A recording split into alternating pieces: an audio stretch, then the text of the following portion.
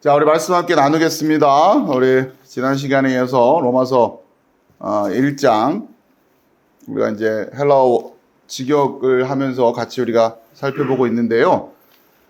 우리 다 1절은 다 외우셨죠? 지난 일주일 보니까 열심히들 막 외우시던데 잠시만요. 제가 일단은 화면 이렇게 보시고, 자, 같이 한번 외우실 수 있는 분들은 외우시고, 앞에 화면을 보시면서 한번 읽어보겠습니다. 시작. 파울로스, 둘로스, 예수 크리스투, 클레토스, 아포스톨로스, 아포리스, 메노스, 에이스, 에반겔리온, 네우. 오, 다들 뭐 외우시네요.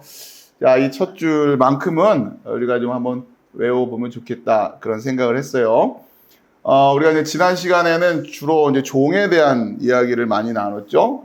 둘로스라고 하는 단어입니다. 둘로스. 이 종이라는 단어가 우리가 생각하는 이제 그런 일상적인 용어에서 쓰는 종, 그런 개념만이 아니라 보다 더 중요한 개념은 자유인이라는 개념이죠. 종이지만 자유하단 말이에요. 그렇게, 그러니까 섬기지 않을 수 있지만 섬기는 종입니다. 이해되시죠? 섬기지 않아도 되지만 섬기는 종이에요. 그리스도의 종 아니면서 살아갈 수도 있지만 그렇게 하는 종. 그리고 이제 이것이 우리에게 가능했던 이유가 바로 예수께서 피로 우리를 사셨기 때문에, 그리스도의 피값으로 우리를 사셨기 때문에. 대속이라고 그랬죠. 성경이 가지고 있는 진리의 체계입니다. 예수 그리스도의 십자가 사건과 부활의 사건을 통해서 교회가 세워지는 거죠. 근데 그걸 이제 복음이라고 하는데, 복음의 가장 핵심적인 골격이죠. 제가 늘 말씀드리지만 우리 크리스찬들이 복음이란 단어를 입버릇처럼 많이 사용은 하고 있지만, 정작 복음이 뭡니까? 라고 물어보면 대답을 시원하게 하는 사람들이 거의 없다라는 거예요. 그냥 복음이란 단어를 막 쓰기는 했는데 복음이 도대체 뭐냐? 이것을 이해하고 또 성경을 통해서 체계적으로 설명해내는 훈련이 되어 있는 성도들이 거의 없어요. 근데 부끄럽게도 이건 성도뿐만 아니라 목회자들도 마찬가지예요. 목사들도 막상, 그거는 아무튼 제 주위에 있는, 뭐 제가 목사님들 다 만나본 건 아니니까, 그러나 제 주위에 있는 분들을 제가 만나서 이 문제를 가지고 도전을 하며 우리가 좀 정신 차려야 된다라고 이야기할 때마다 제가 이런 거죠. 간단히 말하면 목사님들하고 대화 나누다가, 목사님 복음이 뭡니까 도대체? 그러면 그냥 지금 당장 복음에 대해 설명해라 그러면 뭐라고 설명합니까? 이러면, 그러니까 이제 그러면 뭐 나와야 되잖아요. 그렇죠? 첫 번째 뭐부터 탁탁탁탁탁 이렇게. 우리는 그것 때문에 서 있는 사람들이라고 스스로를 평가하는 사람들이잖아요. 소위 주의 종으로 부르심 받았다라고 지금 사도 바울이 얘기하는 것처럼 목회자들 다 하나님의 종이다, 뭐 예수님의 종이다, 이런 얘기를 하는데, 그 뭐 때문에 종 노릇하는 건지에 대한 것을 그런 거란 말이에요. 근데 그러니까 제가 이제 늘 그러죠. 두 번 놀란다고. 이렇게 질문을 하면 깜짝 놀라지. 그러니까 이 주제에 대해서 생각처럼 진지하게 고민을 안 해요. 복음이 뭐냐라고 물어봤을 때 내가 그걸 모르고 있었다라고 하는, 그동안 몰랐다고 하는 거. 설명해 보세요. 그러면 막 웅얼 하죠. 막 이런 말도 하고 저런 말도 하는데, 그나마 시도 못하는 사람들이 태반이고, 근데 그 상황 자체가 뭘 의미하는지에 대해서 깜짝 놀라지는 않는단 말이에요. 그러니까 그러는 태도들이 저는 일단 1차적으로 놀라운 거죠. 아, 그러네. 생각해보니까 내가 그랬네. 이게 안 돼 있었네. 그러면서 막 얼굴이 뻘개지든 뭐 옷을 찢든 성경에 나오는 것처럼 막 잿가루를 뿌리든 막 이래가면서, 아, 내가 그동안 뭐 한 거지? 막 이러질 않아요. 1차적으로. 그러니까 거기에 제가 한번 놀라고, 두 번째는 그럼 뭐예요? 이렇게 알아보려고 그러잖아요. 그렇죠?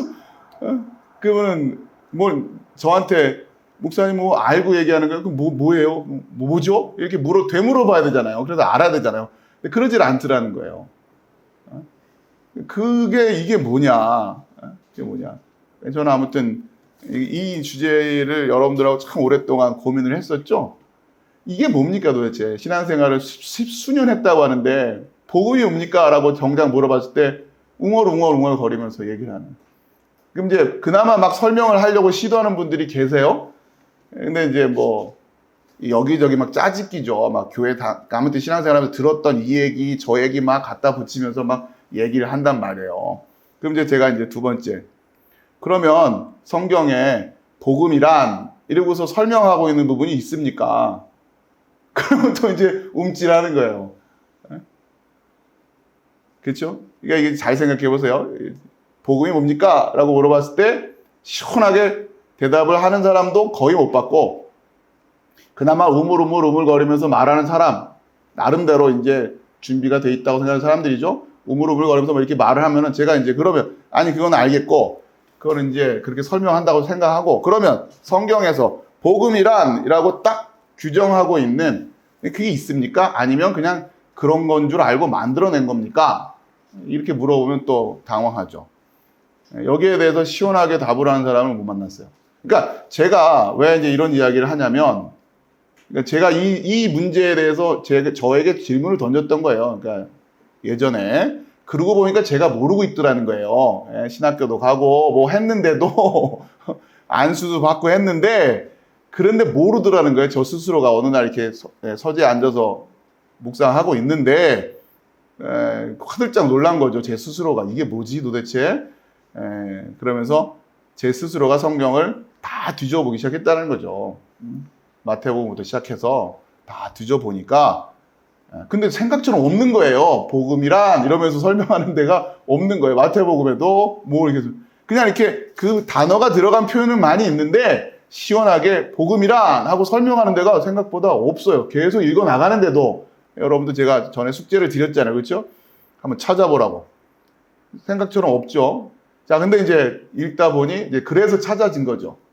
그 마음을 가지고 다시 읽어보니까 찾아지는 거예요. 그게 고린도전서 15장에 나오는 그 메시지. 그러고서 보니까 그 안에 복음이 뭐냐?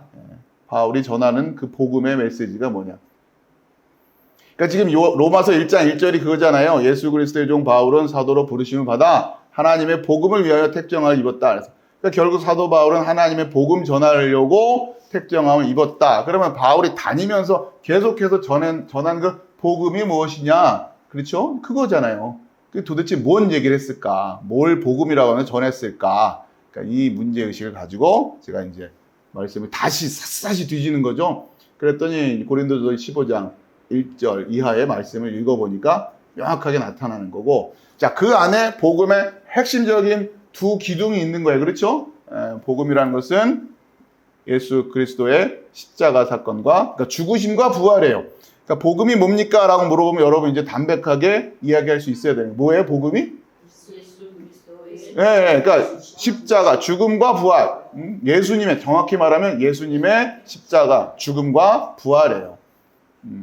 그래서 그 예수를 하나님이 주와 그리스도가 되게 하셨다라고 하는 게 베드로의 첫 번째 설교였던 거고, 성령 사건에. 그렇죠? 그러니까 여러분 이 흐름을 잘 이해하고 계시란 말이에요.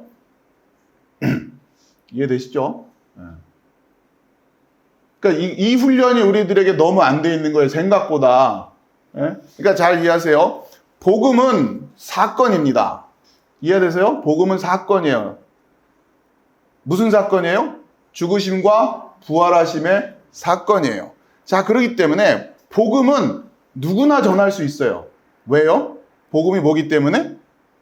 사건이기 때문에. 어린아이도 사건은 전할 수 있어요. 무슨 일 있었니? 그러면 애들도 말을 하잖아요. 그러니까 복음을 전하는 데에서는 아무런 지식이 필요 없어요. 수에 말하는 공부가 필요 없어요. 복음을 전하는 데는. 이해되십니까? 왜? 복음이 뭐니까? 사건이니까. 어제 무슨 일이 있었어요? 이거를 못 전할 사람이 어디 있어요? 마치 그런 거란 말이에요. 복음은 사건이기 때문에. 자, 그런데 조심하셔야 돼요. 그러니까 복음은 어린아이까지도 전할 수 있는 거예요. 아무런 공부 안 한 사람도 복음은 전할 수 있어요. 왜? 복음은 예수님이 죽었다가 살아나셨어요. 이거 전하는 게 복음이니까. 자, 그런데 그 복음을 해석하는 건 다른 얘기예요. 이해하시겠어요? 베드로도, 그러니까 우리가 복음을 전한다고 할 땐 두 가지 맥락이 있는 겁니다. 아주 담백하게 예수님이 죽었다가 살았어요 라는 사건을 전하는 데는 아무런 공부가 필요 없습니다. 그래서 복음은 누구나 전할 수 있는 거예요. 자, 그런데 그 복음의 의미가 뭐냐라고 하는 건 다른 얘기예요. 그게 베드로가 첫 번째 했던 설교에 그래서 그 죽으심과 다시 살아나심의 의미가 뭐냐? 바로 이 예수를 하나님이 주와 그리스도가 되게 하셨다라고 하는 거다라는 건 해석이에요. 이해하시겠습니까? 이건 공부해야 되는 거예요. 이해되시죠? 베드로가 그 죽음의 사건을 통해서, 죽음과 부활의 사건을 통해서 성령의 그 감동으로 그동안 그들이 알고 있었던 구약의 지식이죠. 그들이 갖고 있는 성경의 지식이라고 하는 것은 구약의 지식을 통해서 그 사건을 다시 들여다보고 해석하니까 주와 그리스도가 되셨다라고 하는 이야기를 하게 되는 겁니다. 그래서 복음은 누구나 전할 수 있지만 반드시 그 복음의 의미를 전하기 위해선 뭘 해야 된다? 공부해야 되는 거예요. 그러니까 이걸 오해하면 안 됩니다. 이 두 가지 맥락이 있어요. 교회가 이 질서를 놓쳐버리는 순간, 지쳐버렸기 때문에 성경은 아무나 읽을 수 있는 책이 돼버리는 거예요. 아니라니까요. 이게 뒤섞여 있는 거죠. 복음은 다시 정리합니다. 복음은 누구나 전할 수 있어요. 맞습니까? 틀립니까? 맞죠. 왜? 복음이 뭐니까? 사건이니까. 아니 어저께 한국이랑 어디랑 축구 시합해가지고 이겼어 졌어를 그걸 공부를 해야지 전해요? 아니죠. 그렇죠. 그냥 전할 수 있는 거예요. 우리가 1대0으로 이겼어. 2대0으로 이겼어. 1대0으로 졌어. 복음은 그런 거예요. 그런데 왜 이겼어? 왜 졌어를 이야기하는 거는 다른 얘기예요. 그렇죠? 여태까지 잘 싸우다 왜 졌어? 그동안 맨날 지다 어떻게 이겼어? 이건 해석이에요. 이건 축구를 알아야 돼요. 역사를 알아야 되는 거예요. 돌아가는 상황을 알아야 된단 말이에요. 그러니까 성경이 우리에게 신약 성경이 주어진 것은 이 신약 성경은 뭐다? 그 복음을 해석한 거예요. 아시겠어요? 그렇기 때문에 이 복음에 대한 해석의 그 공부가 안 돼 있고는 성경을 읽을 수가 없는 거예요. 자, 그런데 문제는 뭡니까? 복음이 뭔지도 몰라요. 1차적으로. 정말 그래요. 다 물어보세요. 교회 다닌다는 사람 붙들고 복음이 뭡니까? 아주 노골적으로 물어보시라고. 복음이 뭡니까? 그 복음은 공부를 해도 되는 겁니까? 안 해도 이런 얘기가 정리가 안 돼 있는 거죠. 한마디로. 예? 믿음에는 지식이 필요해요? 안 필요해요? 한 것도 같고 아닌 것도 같고. 그렇죠?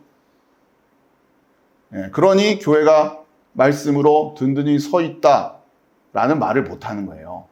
아주 기초적인 훈련부터 안 돼 있다 보니까.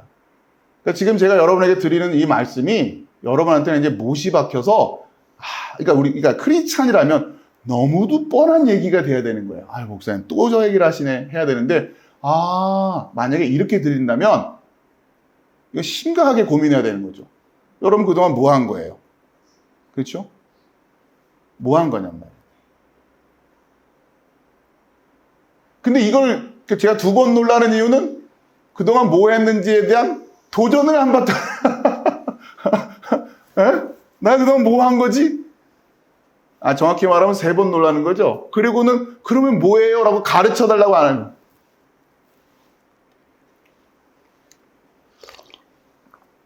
그런 예수님이 내가 다시 올 때 믿음을 볼 수 있겠냐 이런 말씀을 하신 게 정말 이해도 되고. 자, 정리를 잘 합시다. 복음은 사건입니다. 그 사건의 내용이 뭡니까? 고린도서 15장 가보시면 나와요. 그 사건을 이루는 가장 핵심적인 2 사건이 뭐냐? 예수의 죽음과 부활이라고 하는 이 사건이요. 그런데 그럼 이제 그 다음부터 이 사건이 의미가 뭐냐? 어떻게 이런 일이 가능한 거냐? 이런 제자들이 고민했을 거 아니에요. 그리고 나서 그 예수님 오셔서 40일간 제자들과 또 함께 하시다가 승천하시고 그리고 나서 오순절날 성령 강림 사건으로 이제 이들이 뭐가 이해되는 거예요? 그 복음의 사건이 이해되기 시작하는 거예요. 그래서 그 소위 말하는 성령 강림 사건이라고 하는 겁니다.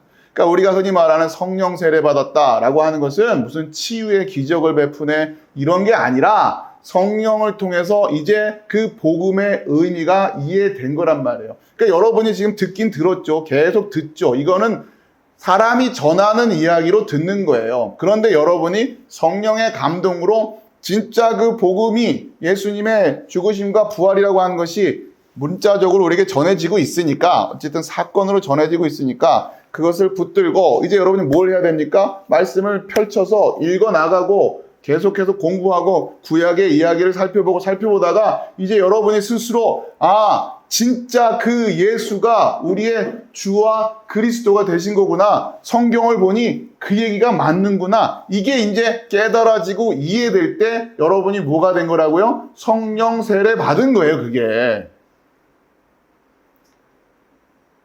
이해되시겠습니까? 그런데 성령 세례 받았다, 무슨 뭐 방언을 하네, 이런 엉터리 같은 얘기들에 우리의 마음을 빼앗기고는 정작 방언 열심히 하는 사람한테 복음이 뭡니까? 근데 물어보면 모르는데 그게 뭐가 성령 세례를 받았다라는 거야, 도대체. 이런 어처구니없는 코미디 같은 일들이 이 교회 안에서 이 영적 어둠이죠. 무지. 그리고 이 말씀을 맡았다고 하는 목사들조차도 복음이 뭔지 시원하게 대답을 할 수 없는 그런 상황 속에서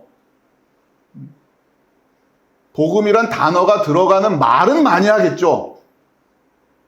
복음이란 단어를 가지고 말은 만들어낸단 말이에요.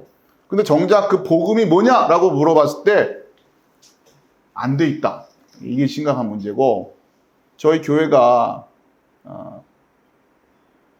서야 할 이유와 또 우리 교회를 통해서 하나님이 기대하고 계시는 사역들이 바로 이런 겁니다. 그리고 보다 중요한 것은 이것을 저 같은 목사들만 하는 게 아니라 여러분이 하셔야 된단 말이에요. 여러분 직접 성경을 읽고 연구하시고, 필요하다면 영어 공부도 하고, 지금 필요하다면이 아니에요. 영어 공부보다 더 중요한 게 헬라어 히브리어 공부란 말이에요. 이건 성경이니까. 영어는 몰라도 돼요. 근데 헬라어 히브리어는 알아야 돼요. 왜? 성경이니까. 그렇죠? 성경을 이걸로 썼으니까. 우리가 보는 건 번역이고, 물론 번역이 있으니까 한결 수월한 건 맞아요. 그러나 번역 가지고 안 되는 게 분명히 있단 말이에요. 계속 매 시간 확인하고 있잖아요. 그렇죠? 자, 아무튼 그런 부분에 있어서 여러분들과 같이 지난주에 이어서 지금 이제 우리가 그동안 열심히 우리 교회를 탄탄히 세워가면서 이런 시간들을 통해 말씀을 나눌 수 있는 것이 저한테 너무 기쁘고 감격이라는 거예요. 우리 교회가 이런 작업들을 계속 해나가야 될 것이고, 또 여기에 또 하나님의 기름 부음이 있을 거라고 저는 분명히 생각합니다. 근데 이렇게 이렇게 할 뭡니까? 억지로 이렇게 할 것도 없어요. 하나님의 감동을 받은 사람들이라면 이런 사역에 관심을 가질 것이고, 이런 사역에 마음을 쏟을 것이고, 그렇죠? 말씀을 더 정확히 이해하고, 그러한 사람들이 모여서 함께 예배하는 공동체에 관심을 안 가질 수가 없겠죠. 얼마나 중요한 일을 하길래 이런 일에 관심을 안 가질까? 저는 이제 그런 생각인 거죠. 얼마나 더 중요한 일을 하고 살길래 그런 거예요, 그냥. 담담히 보는 겁니다.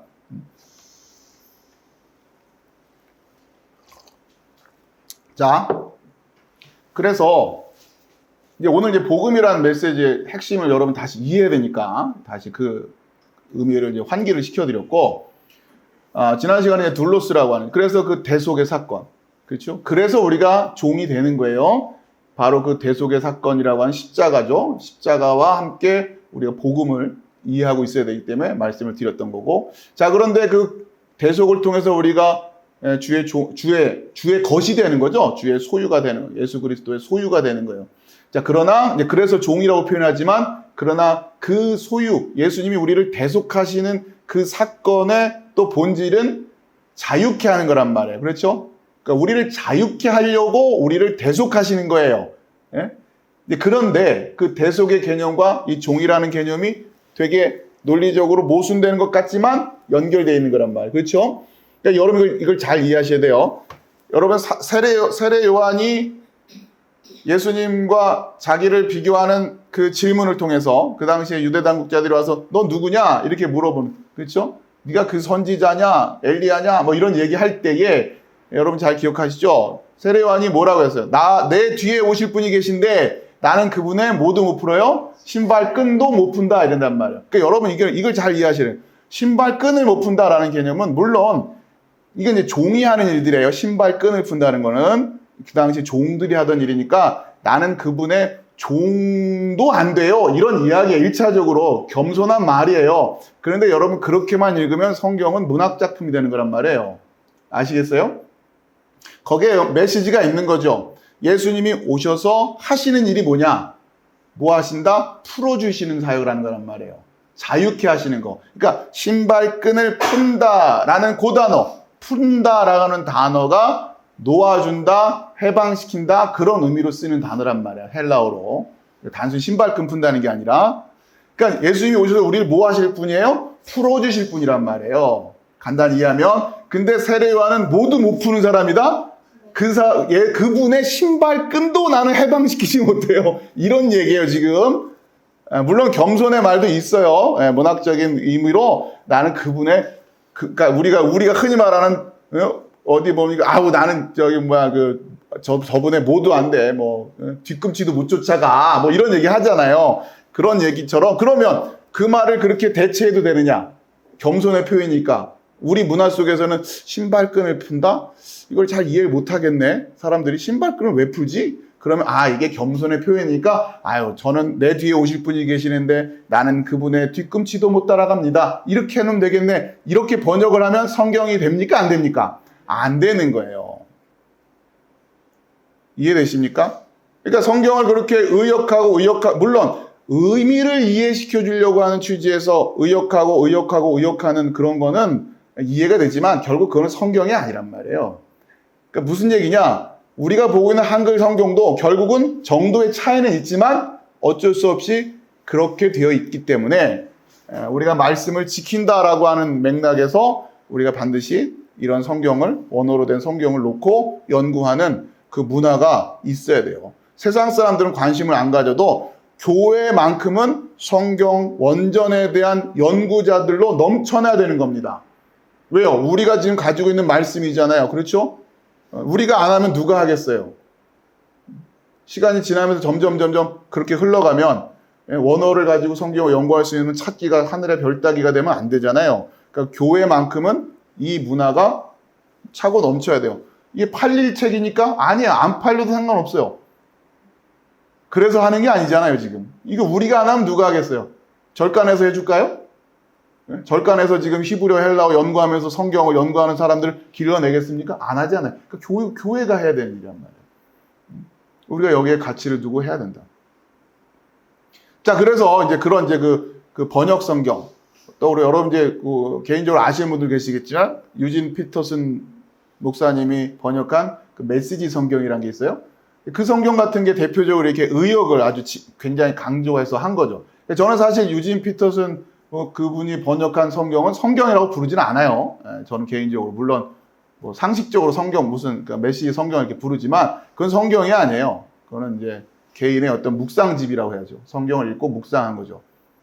여러분들 그런 거는 알고, 그러나 그러면 이거는 말씀을 변기한 거야.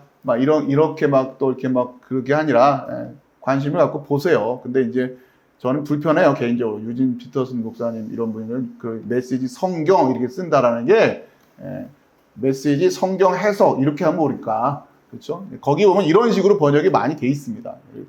그러니까 발뒤꿈치도 못 따라갑니다. 이러면 현대인들의 입장에서 감이 오니까. 그럼 이제 물론 성경이 그 얘기만 하고 있는 게 아니란 말이에요. 그러니까 자, 다시. 그래서 세례요한이 그분이 오셔서 하시는 사역이 무슨 사역이다? 풀어주는 사역을 하실 거예요. 자유케 하는 사역을 할 거예요. 그렇죠? 그 사역의 본질이니까. 그래서 나는 그분의 신발끈도 못 풀어요. 내가 지금 하는 이거는. 그런 의미로 여러분 볼 수 있어야 의미가 해석되는 거예요. 그렇죠? 그럼 그러니까 이 성경이 그래서 성경인 이유가 그럼 그렇게 편하게 쓰면 되잖아요. 그분이 앞으로 오셔서 풀어주는 사역을 하실 텐데 나는 그분의 사역에 비하면 이렇게 하면 얼마나 좋아요. 근데 성경을 그렇게 기술을 안 했죠. 왜요? 그 마음을 가지고 보는 사람들한테만 보이게끔 또 우리에게 주어졌단 말이에요. 그렇죠? 끊임없이 내가 말씀 앞에 겸손하게 내가 이미 안다고 해서 그럼 헬라어 읽으면 성경 다 알아요? 그런 거 아니에요. 겸손하게 내가 안다고요. 지금 왜 그러냐? 여러분 이제 1장 1절을 외웠으니까 나 1장 1절 다 알아. 그렇게 생각하지 마시라고 지금 이야기를 드리는 거예요. 파울로스, 둘로스, 아포스톨 이거 했다고 해서 나는 끝났다가 아니란 말이에요. 아시겠죠? 그 겸손함을 놓치는 순간 성경은 우리에게 성경이 아닌 겁니다. 그러니까 이 말씀 한 절이 가지고 있는 그 무한한 말씀의 깊이를 여러분 다 알았다라고 미리 섣불리 이야기하지 말고 내가 한글로 읽는 사람보다 더 많이 한다 이렇게 스스로 높게 생각할 것도 없고 그렇죠? 그러나 이것은 우리의 그냥 태도예요. 말씀을 대하는 태도. 당연히 그 말씀을 더 깊이 알기 위해서 우리가 애쓰고 수고해야 되는 그 태도일 뿐이에요. 그 이상도 이하도 아니에요. 잘난 척할 것도 없고 다만 이 말씀에 대한 그 겸손한 마음과 더 열심히 공부하고자 하는 그러한 태도를 갖추지 않은 것에 대해서 책망할 뿐이죠.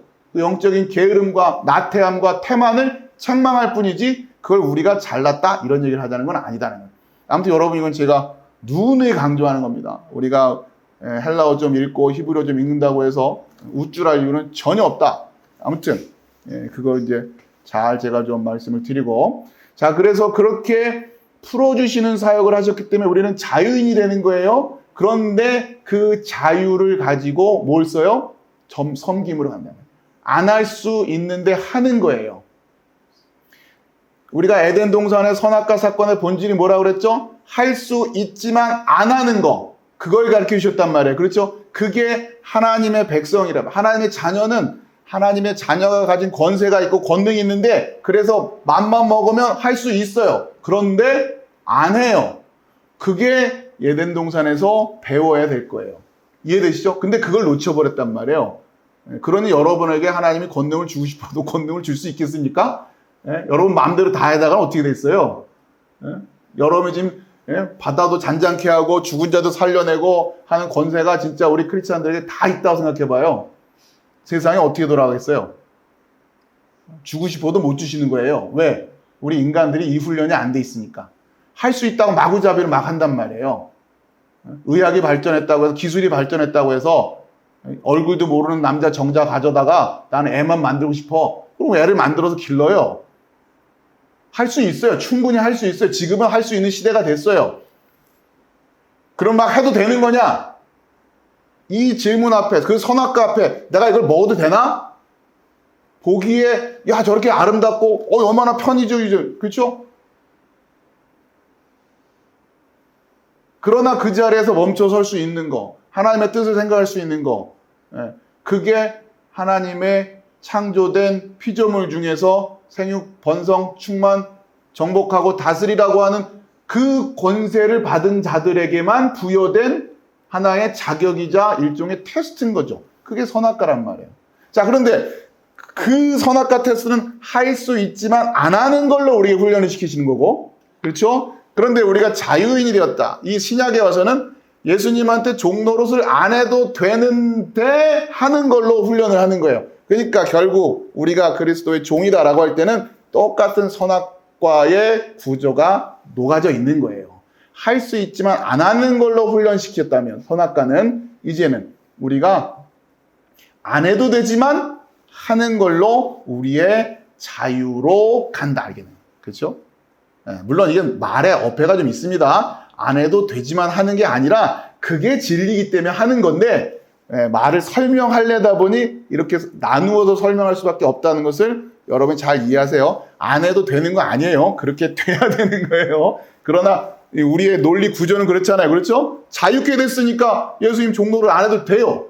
자유이니까. 그러나 자유한단 말이에요. 종을 섬긴단 말이에요. 그렇죠? 그게 우리 교회 안에서 열심히 훈련되어져야 될 일인 거예요. 그렇죠? 여러분 우리 성도 간에 사랑의 교제, 그렇죠? 그냥 눈만 끔뻑끔뻑 해도 돼요. 자유인인데 뭐 그걸로 구원받는 건 아니잖아요. 꼭 약밥을 해다 보내야 돼요? 구원받으려면? 안 해도 돼요. 그런데 하는 거예요. 이해되세요? 무슨 말씀인지? 그게 교회 안에서의 성도의 섬김이란 말이에요. 그래서 교회는 성도의 교제 안에는 계속해서 무언가가 일어나는 거예요. 계속해서 일어나요. 그걸 열매라고도 하고. 안 해도 돼요. 그런데 한다고요. 그렇게 하나하나 한 사람을 살피려고 하고 보살피려고, 그게 교회인 거예요. 그냥 뭐 예배 시간이라고 와서 앉아가지고 이렇게 그냥 있다가 가는 그런 거 아니라고요. 그러니까 저희 교회에 대해서는 여러분들이 그 부분에 대해서 진지하게 고민을 하고 계신 게 저는 너무 감사한 거죠. 지금 1장 1절을 지금 제 이쪽 머릿속에서 빨리 넘어가야 되는데 하는 생각이 떠오르고 있고, 이쪽에서는 또 계속해서 그동안 공부했던 말씀들을 다듬어야 될 말씀도 있고, 지금 그러니까 지금 뭐 얘기가 아무튼 이건 다음에 설명하기로 하고 자, 그래서 그렇게 해서 자유케 된, 그게 자유인이지만 기꺼이 섬기는 자들을 둘러스 종이라고 지금 바울이 이야기한다. 지난주에 봤던 내용이죠. 자, 그러면서 그게 바로 아들이었단 말이에요. 그렇죠? 아들. 그 모습이 바로 아들이었어요. 그리고 그 아들의 모습을 우리에게 보여줘요. 그러니까 종인데 아들이란 말이에요. 그냥 그렇게 돼야 아들이란 그런 아들이에요.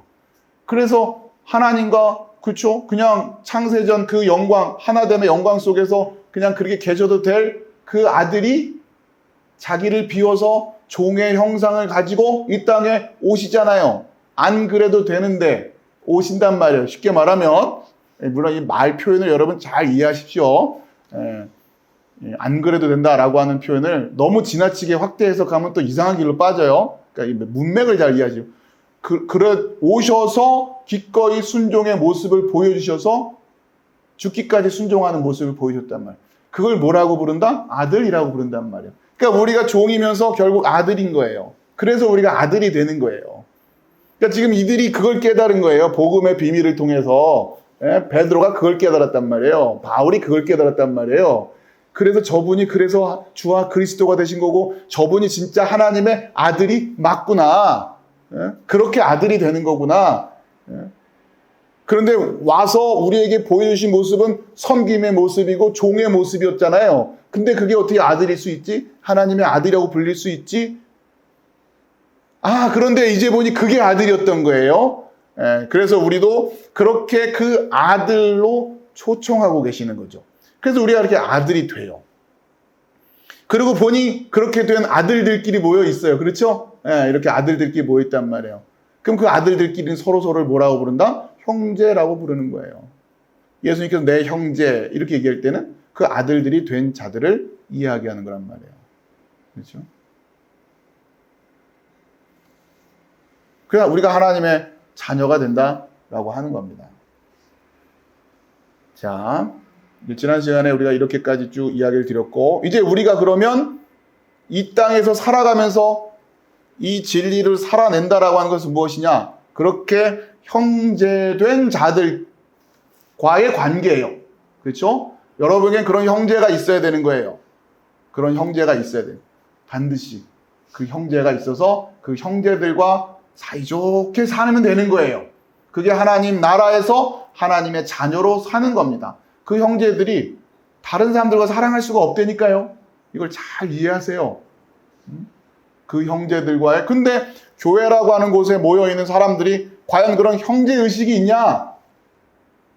그렇죠? 1000명이 모이네, 10,000명이 모이네, 자랑은 하는데, 물론 자랑할 만해요. 1000명이 모였어요, 10,000명이 모였어요. 그게 다 형제들이라고 생각을 해봐요. 얼마나 아름답겠어요. 정말 이 말씀을 가지고 하나 된, 그래서 정말 이렇게 뭐라도 더 해주고 싶고 안 해도 되는데도 불구하고 해주고 싶은 마음으로 가득 찬 사람들이 1000명이 모여있고 10,000명이 모여있다고 생각을 해봐요. 성권사님 오늘 생신 마셨는데 10,000명으로부터 생일 축하를 막 받는 거예요, 오늘. 그 교회는 그래야 되는 거 아니에요? 그게 형제된 교회고 그게 10,000명을 자랑할 근거가 되는 거죠.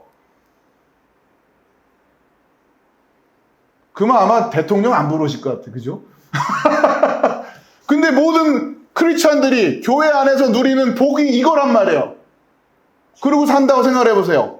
굳이 뭐 10,000명만 될 이유가 뭐가 있어요? 10만 명도 만들어야 되고 100만 명도 만들 수 있으면 해야죠. 될 수 있으면 해야죠. 내가 오늘 생일이어서 100만 명한테 축하 메시지를 받는데 내가 페이스북만 올리면은 거기에 100만 개가 좋아요, 축하요. 하다못해 좋아요, 축하요 100만 개만 받아도 그렇게들 다들 그냥 떵떵거리고 사는 세상이 됐는데 선물이 100만 개가 날아온다고 생각을 해봐. 에? 그게 교회란 말이에요. 그게 교회라고요. 의식이 없잖아요. 교회가 뭔지에 대한 의식이 없어요. 그리고는 그 자랑만 하고 있는 거예요. 그러니 교회의 권세라는 게 뭔지 말은 맨날 하는데 교회가 이긴다고 맨날 얘기하는데 이 흑암의 권세가 물리치지 못한다고 말을 하는데 교회의 권세를 본 적이 있어야죠.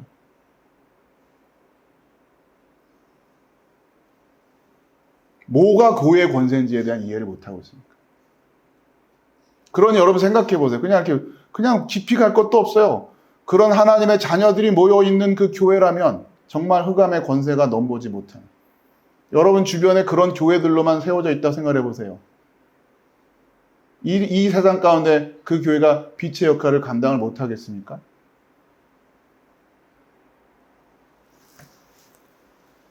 이렇게 귀한 진리의 말씀을 우리에게 주셨는데 마음이 없는 거예요.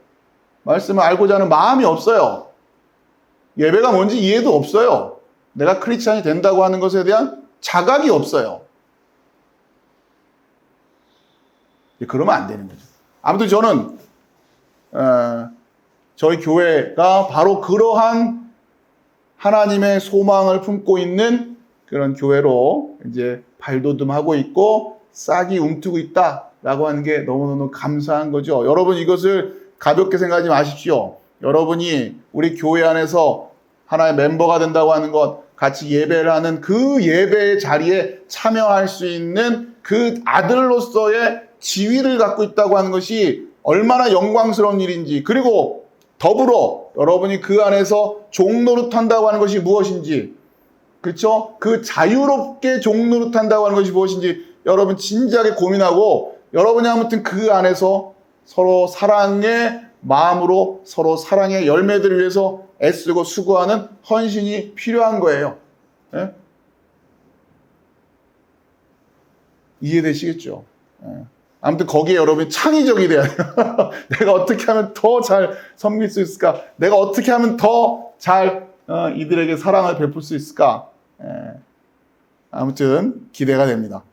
자, 계속 이어갈게요. 그래서 그리스도의 종 바울은 사도로 부르심을 받았다. 우리는 헬라어로 볼게요. 바울로스 둘로스 예수 크리스토, 예수 그리스도의 종이라는 거죠. 자, 클레토스라는 건 이제 부르심을 받은이죠. 부르심을 받은 사도. 그 다음에 그 아래쪽에 아포리스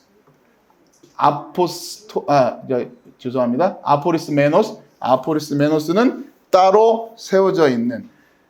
자, 이 따로 세워져 있는, 정확히 말하면 따로 세워지었었는, 그렇죠? 완료 시제로 돼 있어요. 이 단어에 대해서는 우리가 좀 연구가 필요해요. 지금 사도 바울이 자기가 따로 세워졌다. 우리 성경은 택정함을 입었으니 이렇게 번역을 했단 말이에요. 택정함을 입었다. 자, 먼저 따로, 그러니까 아포리스 메노스 이 얘기인데, 이 용례를 살펴보면 이렇게 되는 겁니다. 그럼 화면이 좀, 잠깐만, 이걸 제가, 네. 좀 보기가 더 시원하고 좋으시죠? 네. 자, 우선 제가, 지금 시간이면 제 얼굴 굳이 안 보셔도 되니까. 자, 이게 지금 아포리스 메노스란 단어가 사용된 용례들입니다. 세상 끝에도 이러하리라. 이게 마태복음. 그러니까 여러분 지금 이런 자료들이 좋은 프로그램들이 많은데 이게 중간중간에 영어가 나오잖아요. 이게 아직 우리나라가 이런 자료들을 다 이렇게 많이 만들어내지 못하다 보니까 영어로 된 자료들이 많아요. 그러니까 이제 이 정도는 여러분들이 좀 공부를 하시라는 거예요. 이건 이제 마태복음이에요. 마태복음 13장 49절. 세상 끝에도 이러하리라. 천사들이 와서 의인 중에서 악인을 갈라내어. 할 때 이 갈라내어가 아포리스 메노스 그 단어가 쓰인 거예요. 그러니까 지금 따로 택정함을 입었다라고 말한 그 단어가 어디에? 요 느낌이에요. 세상 끝에도 이러하리라. 천사들이 와서 의인 중에서 악인을 갈라내어. 이렇게 구별을 해놨다는 얘기예요. 그렇죠? 의인과 악인. 그러니까 사도 바울이 자신을 내가 아포리스 메노스 따로 세워졌다라고. 이걸 이제 택정함 하니까 왠지 뭔가 이렇게 뭔가 물론 임명을 받고 뭐 이런 느낌, 임명장 받고 막 이런 느낌인데 뭐 그것도 틀린 얘기는 아니죠. 그 단어가 그런 의미로 이해될 수는 있겠지만 그러나 성경 안에서의 용례는 이런 느낌입니다. 자, 그러니까 주로 마지막 때 심판과 관련된 구별이에요, 구별.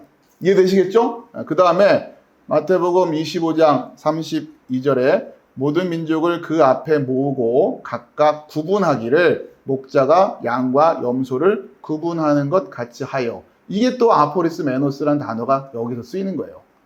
어떤 느낌의 단어인지 아시겠어요? 나를 사도로 택정함을 받았다라는 거는 여러분 그럼 이제 사도로 택정함을 받을래요? 안 받을래요? 이 택정함 받을래요? 안 받을래요? 안 받으면 어떻게 되겠어요 지금? 이거 안 받는 순간 저 바깥에 있다는 얘기네? 이런 어감입니다. 지금 성경 안에서 쓰이는 게.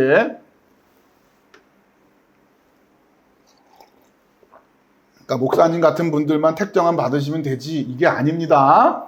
아시겠죠?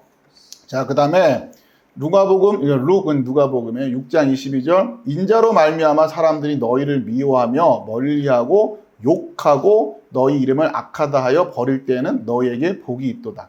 자, 여기서는 멀리하고라는 단어로 번역이 됐어요. 그러니까 사람들이 여러분을 간단하면 여러분을 뭐 시켜버려? 여러분을 왕따 시키는 거예요. 사람들 밖으로 내보낸다는 얘기예요. 땡큐지 뭐 이런 거예요. 심판받을 사람들이 여러분을 밖으로 밀어낸대요.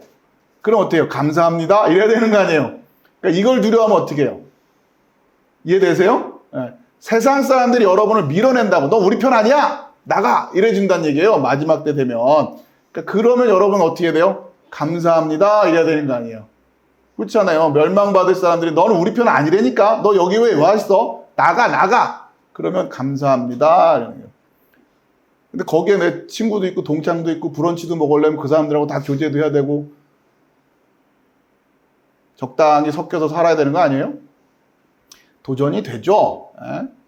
이런 것들이. 자, 다시 인자로 말미암아 사람들이 너희를 미워하며 멀리하고 욕하고 너희 이름을 악하다 하여 버릴 때에는 그러니까 너희에게 뭐가 있다? 복이 있도다. 이게 복이 됩니까? 복이 될 수밖에 없는 거 아닙니까? 여러분 무슨 복을 구하시는 거예요 그러면은? 이게 복이라는 거예요. 성경이 말하는 복. 자, 그러니까 이게 지금 아포리스 메노스라는 단어가 쓰여졌다라고 하는 겁니다.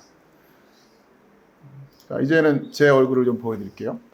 그러니까 이 아포리스 메노스라는 단어는 이 두 군데서 두 가지 측면에서 쓰여요. 주어가 하나님, 또 성령, 천사, 이러한, 그렇죠? 이러한 맥락에서 쓰여질 때가 있고, 그 다음에 사람들이, 하나님을 모르는 사람들이 구별해낼 때. 그러니까 어쨌든 구별하다, 그래서 분리해버리다. 근데 그 구별하다, 분리하다의 주체가 성경의 용례들 보면은 두 종류만 나온다는 거예요. 하나님, 성령님, 천사, 이쪽에서 구별하는 거. 그렇죠? 그리고 사람들이 구별하는 거. 아무튼 지금 사도 바울이 이야기하고 있는 이 부분, 내가 하나님의 복음을 위하여 택정함을 입었다라고 하는 이 단어, 아포리스 메노스, 이 단어는 어감이 그런 거예요. 그러니까 이제 구체적인 그 본문들은 제가 이제 유튜브에 올려드리니까 그걸 다시 보시면서 반드시 공부하십시오. 다시 일일이 다 찾아가서 한 절 한 절 그 앞뒤도 다 읽어보시고 하시면서 일주일 동안 이 말씀 틀어놓고 한 번에 다 하기 힘들 겁니다. 이렇게 천천히 공부하고 메모도 하고 하다 보면 일주일 동안 틈틈이 공부하고 하면서, 그렇죠? 여러분 노트도 만들고 그게 공부를 하면서 세워 가시라고요.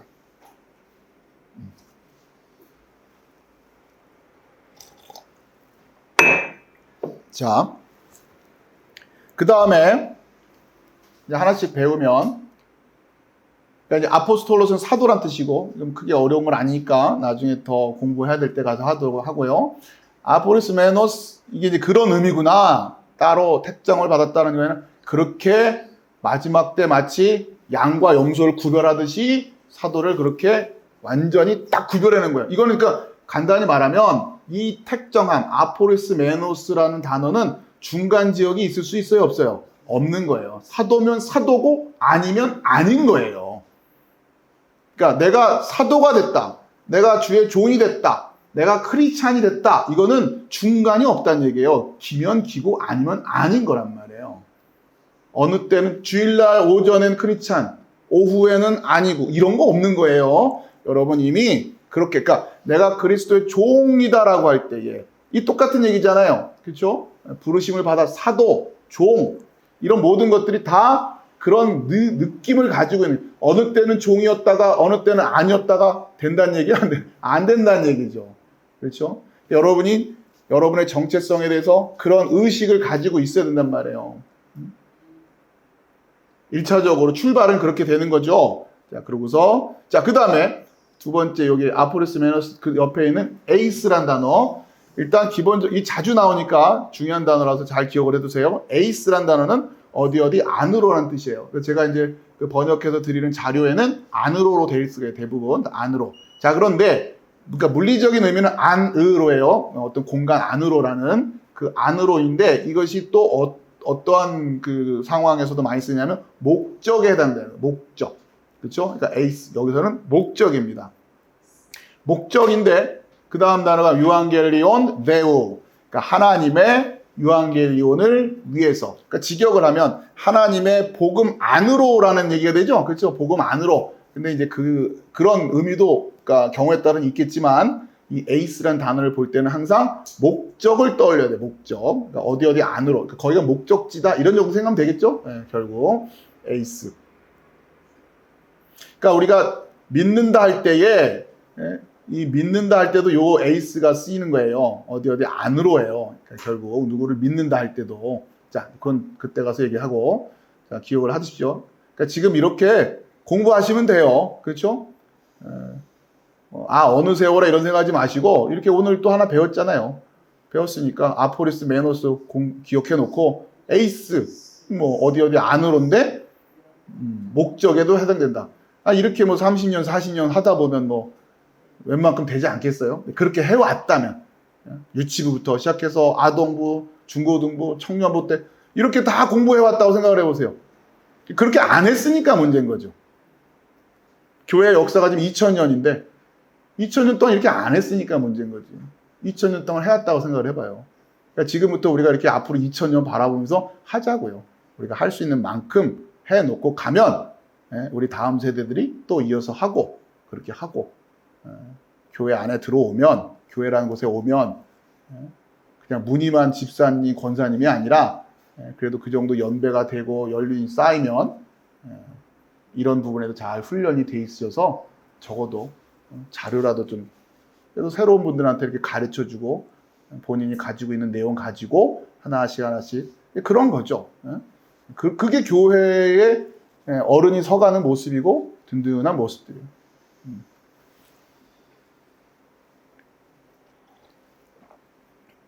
자, 그 다음에 이제 우리가 공부해야 될 단어가 유앙겔리온 데오에서 이 유앙겔리온이라는 단어, 유앙겔리온. 먼저 이 유앙겔리온은 이제 복음으로 번역됐는데 이 복음이라는 단어가 아무튼 여러분 이제 유앙겔리온 이게 이제 복음입니다. 자, 이 복음은 1차적으로 우리가 이제 기쁜 소식 이렇게 번역을 하죠. 기쁜 소식, 굿 뉴스 이렇게 번역을 한단 말이에요. 자, 이게 이제 일반적인 용례예요. 그냥 우리가 그 당시에 헬라어를 성경만 쓴 건 아니니까 일반 사회에서 쓸 때에 유앙겔리온 하면 기본적으로 기쁜 소식이라는 의미가 있어요. 자, 그런데 이것이 조금 더 정치적인 맥락에서 쓸 때 그 느낌은 어떤 느낌이었냐면 이게 이제 기쁜 소식이 점점 쓰다가 어느 상황에서 이 유앙겔리온이라는 의미가 쓰여지냐면 그 당시에 황제가 어느 마을에 도착을 한다. 여기 지나간다. 그 이야기를 전하는 내용이 뭐가 되는 거예요? 그게 유앙겔리온이에요.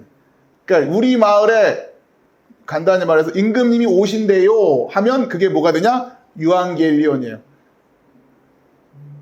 그런데 정작 그 유앙겔리온을 들은 백성들 입장에서는 뭐가 되느냐? 이제 죽었다가 되는 거예요. 왜? 길 닦아야 돼요.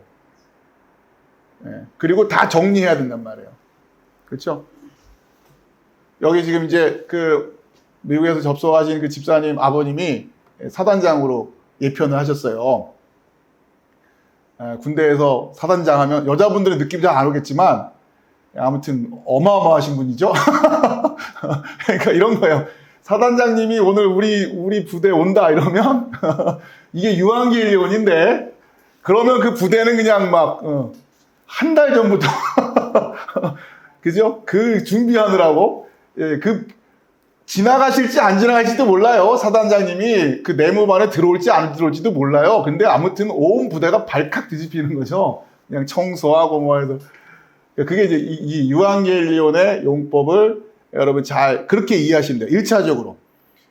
그래서 왕이 오시기 위해서 모든 길을 닫고 채비를 정비하고 뭐 이런 작업들을 그 당시에 노예들이 했겠죠. 그러니까 이제 기쁜 소식이 아닌 거예요. 간단히 말하면 그들 입장에서는 자 이제 이 유한겔리온이라는 그 단어가 이제 복음이란 단어로 쓰여지게 됩니다. 그러니까 왕의 오심이라는 의미가 있어요. 그 안에는 그러면서 이게 성경 안에서는 신약 성경 안에서는 그런 신학적인 의미를 갖게 되는 거죠.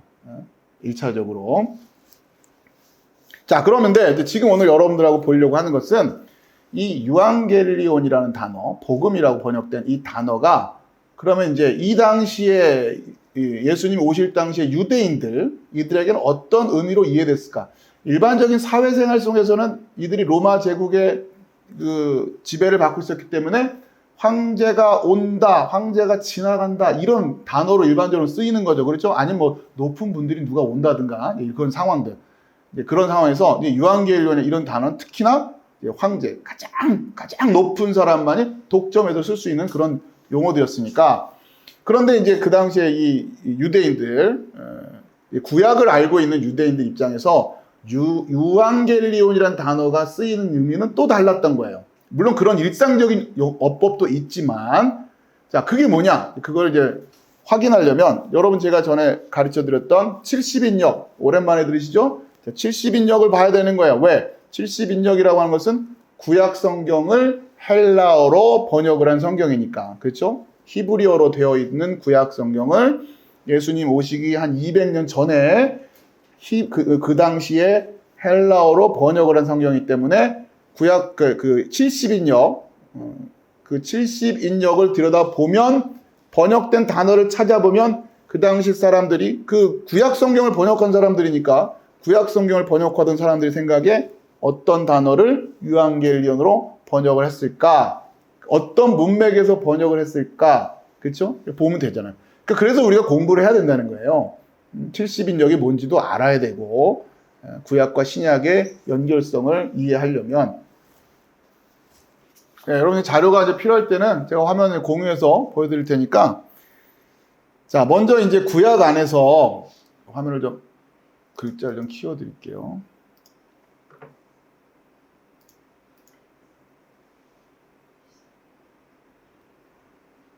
이 정도 보여드리면 될 것 같고.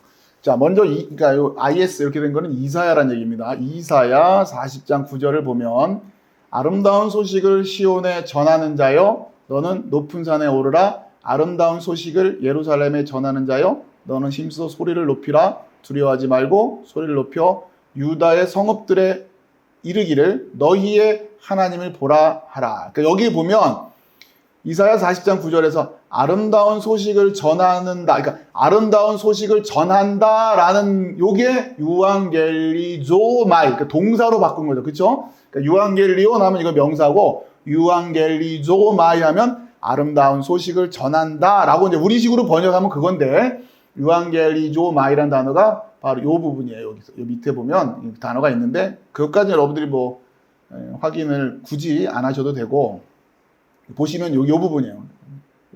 폰트가 작아서 확대해드리는데 좀 한계가 있으니까 요 부분인데 그러니까 아름다운 소식을 전한다. 그게 이제 유한겔리온과 연결되어 있는 거예요. 그러니까 이들이 다시 말하면 사도 바울의 이 서신을 통해서 혹은 성경 안에서 복음 이런 단어를 들을 때 유한겔리온이라는 단어를 통해서 들을 텐데 유한겔리온 하면 구약에 대해서 잘 이해하고 있었던 사람들은 하나님의 복음, 하나님의 유한겔리온 네우 할 때 이 유한겔리온의 이 구약의 용법을 생각해보면 어디가 떠올라요? 이사야 40장 9절이 떠오르는 거예요. 이해되시죠? 네, 여러분들 오병이어 하면 딱 떠오르는 것처럼 마찬가지죠. 밖에 나가서 교회 안 다니는 분들한테 오병이어 그러면 뭔지 모를 거 아니에요. 근데 우리는 오병이어 그러면 느낌이 떠오르잖아요. 갈릴리 그러면 뭐가 떠오르는 것처럼 마찬가지죠. 유앙겔리온 하면 이들에게는 이 장면이 떠오르는 거란 말이에요. 그러니까 이게 이제 여기에 있고, 그 다음에 또 보면 이사야 52장 7절에도 보면 좋은 소식을 전하며 아까는 이제 아름다운 소식으로 했는데 이번에는 좋은 소식이라고 했어요. 좋은 소식을 전하며 평화를 공포하며 복된 좋은 소식을 가져오며 구원을 공포하며 시온을 향하여 이르기를 내 하나님이 통치하신다 하는 자의 산을 넘는 발이 어찌 그리 아름다운가. 여기에도 이제 유앙겔리조마이라는 단어가 쓰였고, 그 다음에 이사야 61장 1절 주 여호와 영이 내게 내리셨으니 이는 여호와께서 내게 기름을 부으사 가난한 자에게 아름다운 소식을 전하게 하려 하심이라. 이거는 이제 우리 신약 성경 안에도 요 대목을 인용을 하고 있잖아요. 나를 보내사 마음이 상한 자를 고치며 포로된 자에게 자유를, 갇힌 자에게 노임을 선포하며. 그러니까 이 자유, 노임 이런 메시지, 그렇죠? 그렇죠? 이 아름다운 소식이라는 게 무슨 소식이에요? 노임을 받는다. 그러니까 이게 그 다음에 하나 더 있을, 여기까지만 일단 했는데, 자, 주로 이 본문들이 어떤 주제를 다루고 있는 거냐면, 이스라엘, 그러니까 남유다가 멸망해서 바벨론으로 포로를 끌려가잖아요. 그렇죠? 그리고 나서 이들이 다시 회복될 것이다라고 하는 그 예언. 그러니까 이사야서에서 그 예언을 하는 거야. 너희들 이러다가 이제 이러면서 하나님께 돌아오지 않으면 하나님이 그렇게 끌고 가신다. 그리고 그런데 이제 이게 그 이후에 이렇게 회복에 대한 메시지들을 지금 다시 주고 있는 거란 말이에요. 이해되시죠? 그러니까 지금 이 포로로 끌려갔던 자들이 노임을 받게 되는 그러한 문맥 속에서 사용되던 게 바로 유앙겔리조마이, 복음, 유앙겔리온 이런 단어예요. 이해되시겠죠?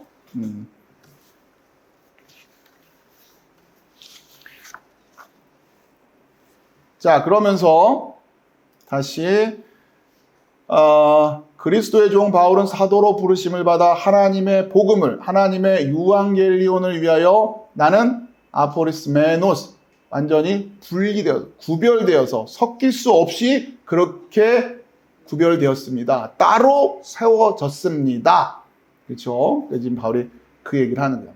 자, 여기서 그러니까 유앙겔리온 데우 하면 여러분이 이걸 듣는 사람들의 마음속에서 잠시만요. 지금 화면 공유 잘 되고 있습니까? 네네, 제가 지금 뭐 하다가 우선은 그래서 하나님의 복음을 위하여 택정을 입었다 하는 이 메시지가 바로 그러한 문맥 속에서 이해되고 있는 거예요. 그러니까 이 복음이 가지고 있는 그 기쁜 소식의 본질은 뭐예요? 무엇 때문에 기쁜 소식이다? 놓이게 된다는, 자유케 된다라고 하는. 자, 그리고 그 복음이라는 메시지 안에는 왕의 개념이 있는 거예요. 그렇죠? 왕이 오신다. 그래서 그 왕이 우리를 자유케 하실 것이다. 이런 것에 대한 소식. 그런 게 다 어우러져 있는 얘기란 말이에요. 복음이라고 하는 것이. 그렇죠? 그러면서 지금 신약 성경 안에 예수님의 십자가와 부활이 어떻게 이 복음과 연결되어 있는가? 그걸 왜 복음이라고 이야기하는가? 그게 지금 이야기가 지금 성경 안에서 그렇게 그리고 있는 거란 말이에요. 그러니까 구약에서 하나님이 약속하셨던 그 유앙겔리조마이, 그렇죠? 그 기쁜 소식, 구약에 예언되어 있던 그 기쁜 소식과 예수 그리스도의 십자가 부활 사건이 어떻게 연결되어 있는가? 거기서 보내겠다고 한 그 임금, 너희를 구원할 거라고 하는 그 임금이 바로 이 예수였다고 하는 거.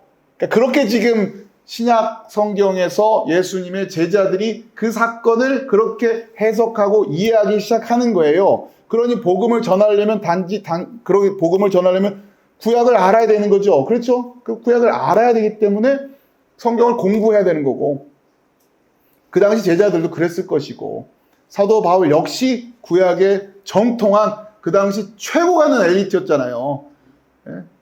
그 당시 유대인들 중에서 제일 똑똑한 사람 한 명이 사도 바울이었단 말이에요. 구약의 그 말은 다시 말하면 구약 박사 중에 박사가 사도 바울이었어요. 그 사도 바울이 다메섹 도상에서 부르심을 받으면서 그 예수의 십자가 사건과 부활의 사건이 이제 그 사건을 누가 해석을 하기 시작하는 거예요? 그 당시에 제일 최고의 박사. 그렇죠? 하나님이 바울을 그렇게 부르심을 받잖아요. 그 바울이 생각해도 바울 말고 누가 지금 이 작업을 할 수 있겠냔 말이에요. 바로 그 하나님의 복음을 위하여 나는 따로 세워진 사람이다. 난 그것만 할 거다. 그 얘기를 하는 거란 말이에요. 그러니까 지금 오늘날에 저와 같은 목회자들도 마찬가지예요. 하나님의 종이다라고 뭐 말은 그렇게 하는데 그냥 그러면 뭐 때문에 지금 여기에 지금 이 아포리스 메노스 택정함을 받았냔 말이에요. 무엇 때문에? 근데 그거에 대한 자기 정체성이 있어야 되는 거죠. 자기들 나름대로 말을 하겠죠. 그게 결국은 그 자기 정체성이고 그거에는 아포리스 메노스에 섞일 수가 없는 거예요. 섞일 수가 없다고요. 적당히 이만큼 하고 적당히 이만큼 하고 그렇게 해서 될 수 있는 게 아니란 말이에요. 사역 자체 성격이 그래요. 그리고 성도라고 하는 사람들도 그 정체성이 있어야 되는 거예요. 그냥 어떤 뭐 지적 호기심을 가지고 막 이렇게 그냥 성경을 많이 알고 그런 사람 부지기수로 봤어요. 성경에 관심은 굉장히 많은 듯 하는데 그게 뭔지도 몰라. 왜? 아포리스 메노스의 정신이 없는 거예요. 따로 세움을 받았다. 그렇게 구별받았다라고 하는. 그러니까 이게 이제 우리 크리스찬들의 기본적인 정체성입니다. 기본적인 정체성. 세상과는 더 이상 섞일 수 없는. 자, 거기에 이 유앙겔리온이라는 의미를 여러분 잘 이해하세요. 복음하면 이제 구약의 메시지로는 그렇게 자유케 되고 놓여지게 되고 우리를 해방시켜주는 그런 의미로 있단 말이에요.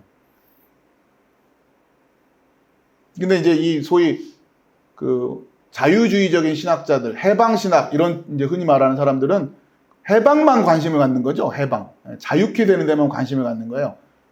어딘가에 우리가 종노릇을 해야 된다고 하는 그 주제를 놓치기가 쉬워요. 종노릇한다고 하는 그 주제가. 그리고 제가 늘 말씀드리지만 그 종노릇해야 된다, 섬김을 해야 된다고 하는 그 섬김의 대상의 위치에 저 같은 목사들이 슬쩍 가 앉아있기가 쉽단 말이에요. 그걸 조심하시란 말이에요. 그래서 앞에다가 물은 떠놓는데 목사님 강대상에다 물은 떠놓는데 옆에 오는 내 형제한테 물 한 잔 안 준다고요. 거긴 관심 없어요. 그건 광고 시간에 안 나올 테니까. 네? 이해되세요? 목사들이 그걸 한단 말이에요. 그걸 조심하란 얘기예요. 그걸 하나님 섬기는 거라고 얘기하고. 그렇게 포장을 한다고요. 그렇게. 그리고 저는 그 섬김 잘하면 복 받는다는 식으로 은근히 그렇게 분위기를 조장을 하고 한두 명 샘플로 만들어가지고 주의 종에 대해서 저렇게 열심히 섬기더니만 복 받았다. 자식들도 잘 됐다. 다 여기에다 집중하게 만드는 거죠.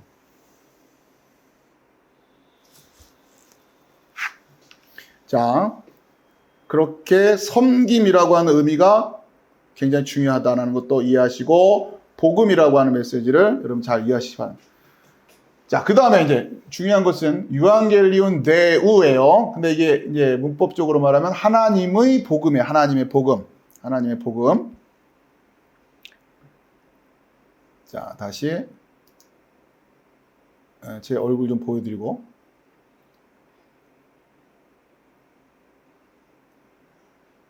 네. 자, 하나님의 복음이라는 이 표현은 잘 이해하셔야 될 게 제가 전에도 한번 말씀드렸는데 이 소유격이 간단치가 않아요. 누구누구의 무엇 이럴 때 하나님의 복음 하면 자 뭐냐면 잠시만요. 제가 목이 좀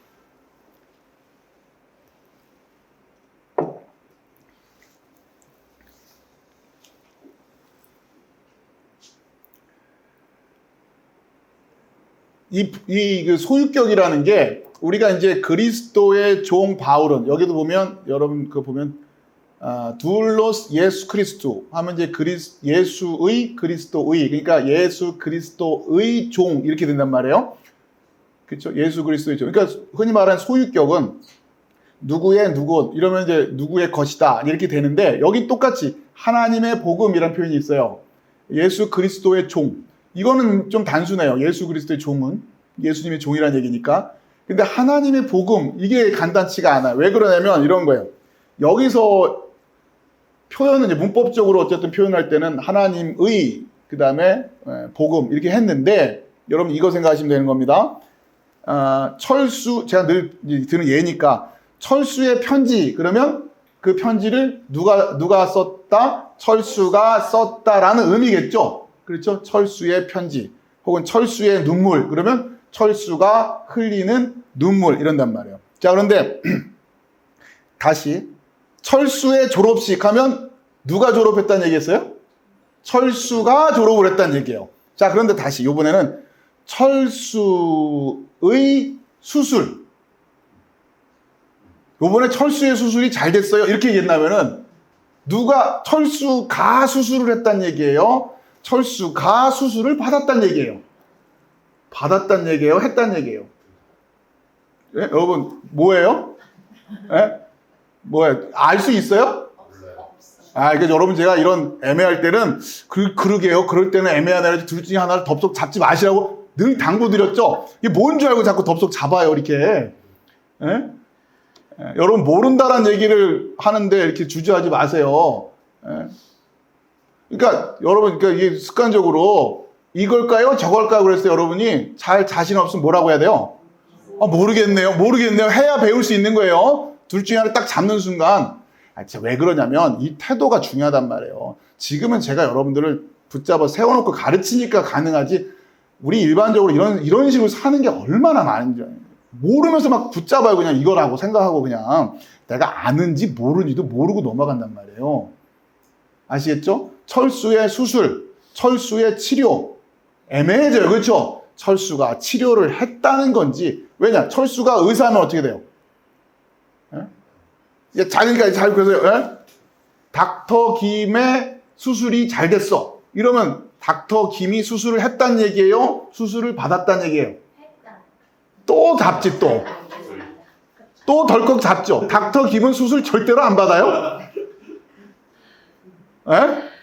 제발 제가 그러니까 말씀으로 선다라는 게 쉬운 게 아니라고요. 방금 전에 함부로 잡지 말라고 그랬잖아요. 닥터 김이 수술을 받았는지 닥터 김이 수술을 하는지 어떻게 하냐고요. 요번에 닥터 김의 수술이 어떻게 잘 됐어요? 그러면 닥터 김이 수술을 했다는 얘기예요? 수술을 받았다는 얘기예요? 모르죠. 그럼 어떻게 할 수 있을까요? 전후 문맥을 봐야 되는 거고 그렇죠? 그것만 가지고는 모르잖아요.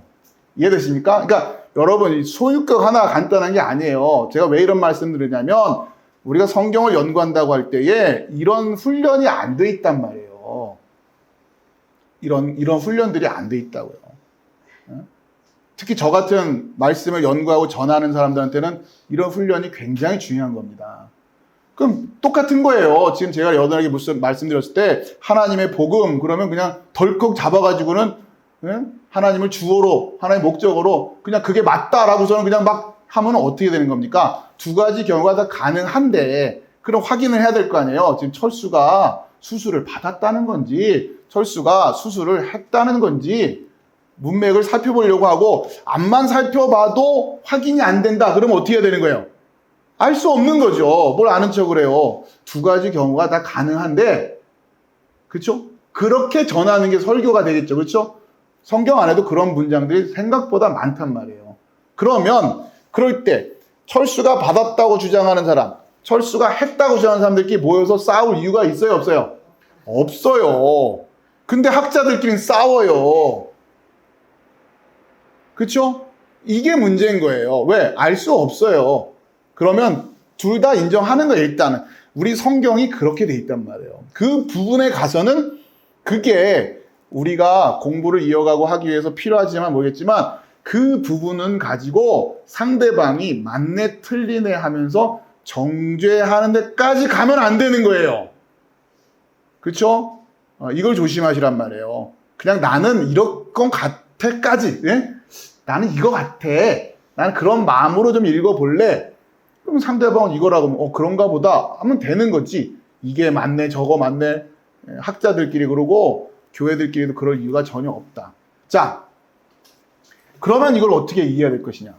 그런 거야 지금. 하나님의 복음이라고 하는 메시지를 하나님이 주시는 복음입니까? 하나님에 대한 복음입니까? 간단치가 않아요. 그렇죠? 아, 이제 우리 권사님 잘하시네.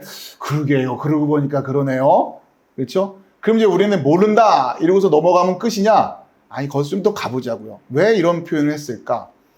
여러분, 하나님의 복음, 이게 간단치 않은 게 유앙겔리온 데우라는 게 하나님을 설명하는 복음이라는 건지 아니면 하나님이 그렇게 우리에게 주시는 복음이라는 건지 느낌 아시겠어요? 아까 닥터 김의 수술 했을 때 그 느낌으로 주어인지 목적어인지. 자, 그런데 이걸 어떻게 이해하냐면 두 가지가 같이 있어요.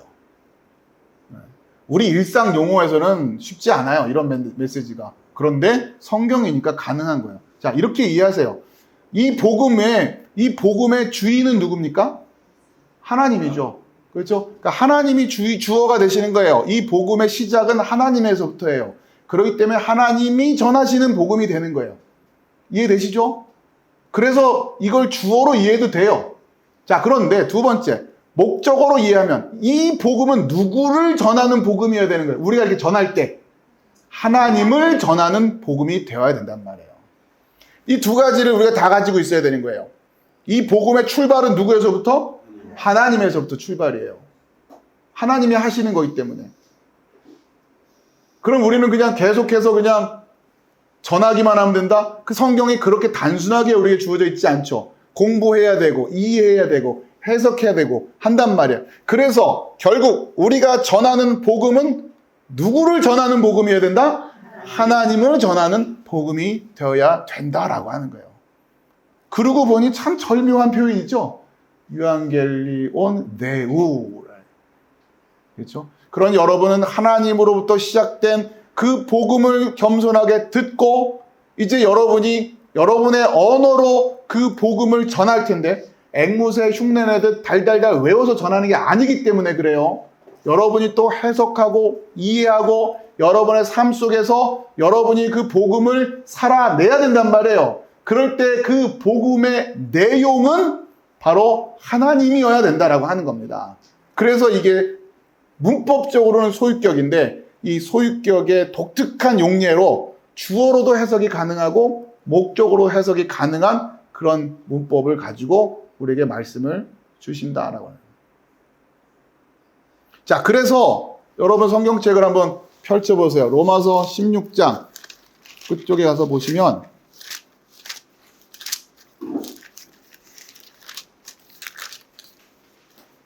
로마서 16장 25절입니다. 로마서 16장 25절에 보면 뭐라고 되어 있어요? 나의 복음과 예수 그리스도를 전파함은 영세 전부터 감추어졌다가 아멘. 바울이 뭐라고 얘기해요? 나의 복음 이렇게 얘기한단 말이에요. 이건 엄청난 거예요. 사도 바울이 로마서 1장에서 유앙겔리온 데우라고 시작했다가 로마서를 마무리하면서 나의 복음이라고 해요. 나의 복음. 이 굉장한 겁니다. 결국 이 복음이라고 하는 것은 유앙겔리온 데우에서 시작해서 여러분의 복음이 돼야 되는 거예요. 그렇죠? 그 복음을 살아냈을 때, 그 복음을 이해하고 여러분의 것이 되었을 때, 그리고 여러분이 그 복음을 전하고 그렇게 살 때 그 복음을 이제 무슨 복음? 나의 복음이라고 얘기하는 거예요. 그래도 될 수 있어야 된단 말이에요. 그래도 그게 유앙겔리온 데우와 다르지 않은 거예요. 자기 복음 이런 말은 굉장히 교회에서 부정적으로 이해하잖아요. 그렇죠? 그렇지가 않아요. 단순히 그렇게만 이해할 게 아니란 말이에요. 물론 위험의 요소가 있죠. 내 복음을 전하면 안 된다는 그 의미가 뭔지는 여러분 아시리라고 생각되고 사도 바울이 내가 전하는 복음, 나의 복음, 문법적으로 구조가 똑같으니까 내가 전하는 복음 또 뒤집어서 얘기하면 나를 통해서 전해지는 그 복음, 그렇죠? 주어로서의 의미와 목적어로의 의미가 다 지금 일치가 돼야 된다는 거예요. 자, 이 유앙겔리온 데우라고 하는 이 소유격 용법은 앞으로 계속 나올 겁니다. 이 소유격과 관련된 또 이거 말고도 이제 앞으로 우리가 이렇게 폭넓게 이해해야 할 성경의 용법들이 굉장히 많죠. 여러분들 그걸 이제 하나하나 다듬어 가면 되는 거고, 오늘 이제 특별히 소유격, 유앙겔리온 데우라고 하는 이 의미를 이해하면서 또 마찬가지예요. 로마서 5장, 여기 이제 똑같이 로마서 5장 5절에 보면 소망이 우리를 부끄럽게 하지 아니함은 우리에게 주신 성령으로 말미암아 하나님의 사랑이 우리 마음에 부은 바 됨이니 할 때에 하나님께서 사랑하셨다는 얘기입니까? 하나님을 사랑한다라는 그게 우리 마음에 부어졌는데, 그렇죠? 네, 그런 두 가지 가능성이 다 열려 있는 상황인 거예요. 아시겠습니까? 네, 이 소유격 용법이 독특해요. 그래서 자, 그러니까 여기 지금 해 아가페 투 데우, 그렇죠? 요 앞에가 로마서에는 유앙겔리온이었던 거고 투 데우, 그렇죠? 그 하나님의. 자, 그다음에 고린도후서 5장 14절. 그리스도의 사랑이 우리를 강건하시는도다. 이것도 마찬가지예요. 그리스도께서 우리를 사랑하신다는 건지 우리가 그리스도를 사랑한다는 건지 그게 아무튼 우리를 강건하고 있다. 근데 어떻게 보자? 두 가지를 다 보자라는 거예요. 그렇죠? 그리스도의 사랑이 있으니까 우리가 그리스도를 사랑할 것 아닙니까? 그렇기 때문에 그리스도의 사랑이라고 하는 말은 하나만 가지고는 성취되지가 않는 거예요. 이해되시죠? 그리스도께서 우리를 사랑하신다라는 것만 가지고 해결이 안 돼요. 우리도 그리스도를 사랑함으로 그리스도의 사랑이라는 이 표현이 완성되는 거예요. 그래서 서로 사랑이란 말이에요. 이해되시겠죠? 다음에 요한계시록 1장 1절. 예수 그리스도의 계시라. 똑같아요. 예수 그리스도께서 보여주시는 계시라는 건지 아니면 이 계시는 예수 그리스도를 계시한다라는 것인지 어느 게 맞냐라고 할 때 둘 다 가능하단 말이에요. 저는 그걸 제안 드리는 거예요. 이거냐 저거냐 이렇게 하지 말고 두 가지를 우리 한꺼번에 가지고 갑시다. 예수 그리스도께서 주시는 계시여야 온전한 계시입니다. 출발은 그래요. 그러나 그 계시가 또 마찬가지로 그 예수 그리스도를 온전하게 계시하고 있어야 된다는 거예요. 그래서 예수 그리스도의 계시 이렇게 된다. 성경이 말하고 있는 소유격의 용법을 오늘 여러분 잘 묵상하시기 바랍니다. 자, 이렇게 해서 오늘 1장 1절 마무리를 하겠습니다. 그래서 하나님의 복음이라고 하는 이 표현과 또 따로 세워졌다라고 하는 이 표현 아포리스 메노스, 그러니까 한 단어 한 단어를 여러분들이 잘 정리하시고 마음에 새기시고 우리가 이렇게 성경을 확인하면서 가는 시간들을 가질 겁니다. 아무튼 제가 물론 다음 시간에도 1절을 연결해서 이야기를 하겠지만 말씀을 나누겠지만 저는 이제 아무튼 로마서 1장 1절을 보면서 참 감격이 되는, 제가 그래서 좀 말이 길어질까봐 아예 써왔어요. 이거를 어떻게 이야기를 할까 하다가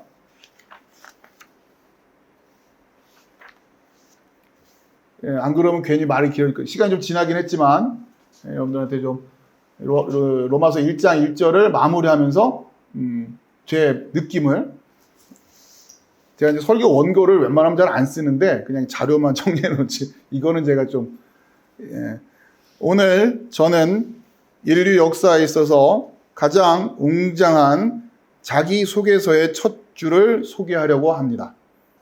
여러분의 인생을 다음에 단어를 넣어서 설명하시오 라는 문제를 만났다면 여러분은 어떻게 설명할 수 있겠습니까? 여러분의 이름과 주어진 단어는 예수, 그리스도, 복음, 하나님. 두 종류의 인생이 있습니다. 이 단어들로 설명할 수 있는 인생, 이 단어들과 아무런 연관성이 없는 인생. 사도 바울은 자신을 어떻게 정의하고 있습니까? 예수 그리스도의 종 바울은 사도로 부르심을 받아 하나님의 복음을 위하여 택정함을 입었으니 이 문장보다 더 가슴이 뛰는 인생이 있습니까? 로마서가 가지고 있는 성경 내에서의 중요성, 교리적 중요성 못지않게 이 한 줄의 문장이 저에게는 가슴 벅차게 하는 은혜가 느껴집니다. 니체라는 철학자는 하나님, 예수 그리스도, 복음, 이 없이 인생을 규정해 보려 했습니다. 그리고 그런 인간을 초인이라고 불렀습니다. 그러나 니체의 삶은 어떠했습니까? 그러한 니체의 철학에 영향을 받은 사람들의 삶의 모습은 또 어떠합니까? 니체의 영향을 받았다고 하는 히틀러, 그의 삶과 바울의 삶을 비교해 보길 바랍니다. 로마서 1장 1절에서 자신을 이렇게 설명한 그 사도 바울의 인생의 그 결과가, 그 복음의 선교의 결과가 오늘날 기독교의 역사이고, 그 역사 속에서 하나님께 쓰임받았던 무수한 믿음의 선배들의 역사들로 이어지고 있습니다. 저는 오늘 이 시간 우리 빛지록교회 성도들을 그 하나님의 역사에 초청하고 싶습니다. 여러분 한 분 한 분도 예수 그리스도의 종 박성준은 사도로 부르심을 받아 하나님의 복음을 위하여 택정함을 입었으니 라고 여러분을 소개할 수 있는 그러한 인생이 되기를 우리 빛지록교회 모든 성도들이 자신의 인생을 이렇게 설명할 수 있기를 소망합니다. 기도하겠습니다.